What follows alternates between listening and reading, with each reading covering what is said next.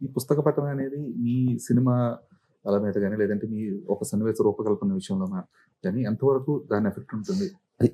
నాకు ఒక అకాడమిక్ ఇంట్రెస్ట్‌గా గూడా పనికొస్తుందండి. హ్మ్. నా ప్రపంచం విస్తృతం అవ్వటానికి, మానవ నైజం ఇంకా నీటిగా తెలుసుకోవటానికి. ఫర్ ఎగ్జాంపుల్, వేదంలో సరోజ అనే క్యారెక్టర్ ఉంటే, అది నేను వేశ్య వాటికలు వెనక వెళ్ళవలసిన అవసరం లేదు బేసికల్లీ.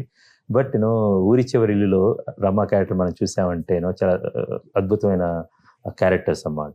అదేవిధంగా రవిశాస్త్రి గారి కొన్ని 6 కథలు ఉంటాయి. అందులో ఆ క్యారెక్టర్‌కి ఎలా తను తిరగబడి సిస్టమ్ మీద అడుగుతుందనేది అన్నమాట. పోలీస్ స్టేషన్ సీక్వెన్స్‌కి వస్తాయి అన్నమాట.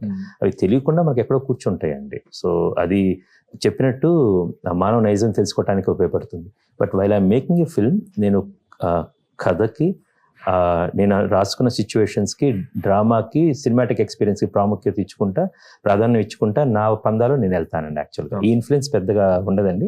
బట్ ఇన్‌బిల్ట్‌గా ప్రతి ఒక్కళ్ళకి అది మజిల్ మెమరీ లాగా చేరుకొని ఉంటదండి. అయితే